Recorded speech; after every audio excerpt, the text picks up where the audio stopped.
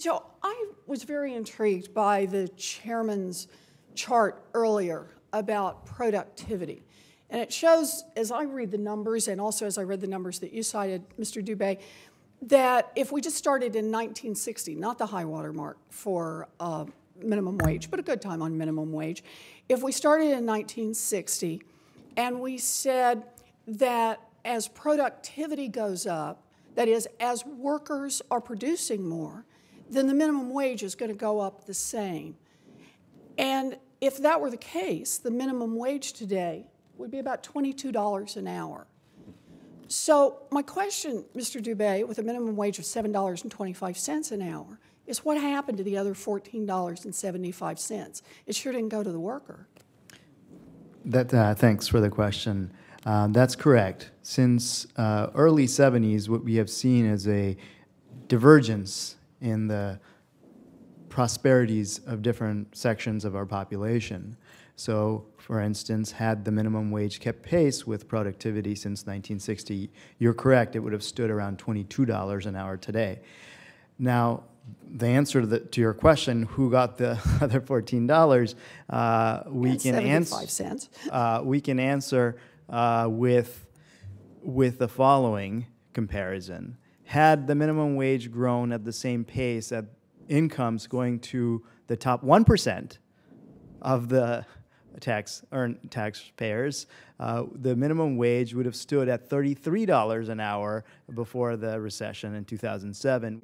Dr. Dube, in the studies of what happens when minimum wages have been raised, and you've done the county-to-county matches, were restaurants included in the employers in the measurement of whether or not people were laid off? Restaurants were one of the primary samples that we looked at because of the high incidence of minimum wage workers. And again, restaurant employment in response to the kind of minimum wage changes did not respond on average. Now, again, is it possible that a single employer didn't lay some people off? Is it possible some employer didn't actually expand? That is difficult to say. The point I'm making is on aggregate in the restaurant industry for the kind of minimum wage changes we saw, we did not see employment change noticeably. Okay. During my Senate campaign, I ate a number 11 at McDonald's many, many times a week. And I know the price on that one, $7.19. According to the data on the analysis of what would happen if we raised the minimum wage to $10.10 over 3 years, the price increase on that item would be about 4 cents. So instead of being $7.19, it would be $7.23. Are you telling me that's unsustainable? Senator Warren, not all restaurants are created equal. I'm in the full-service restaurant business. McDonald's has efficiencies, and they operate completely differently than I do.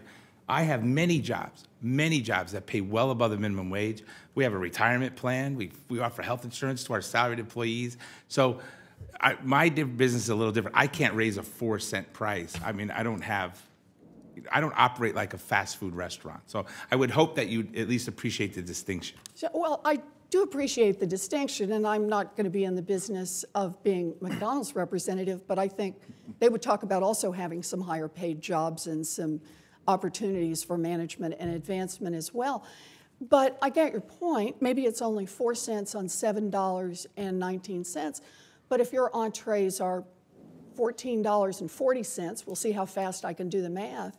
Are you telling me you can't raise your prices by 8 cents?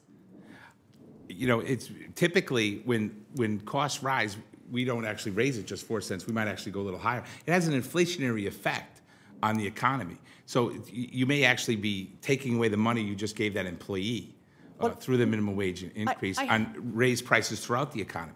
I have to say, you've now switched your argument from what it was going to do to your business to what it's going to do to the economy. And I think, Dr. Dube, you've looked at the inflationary effects of increasing the minimum wage. Can you just give us a quick summary on those data?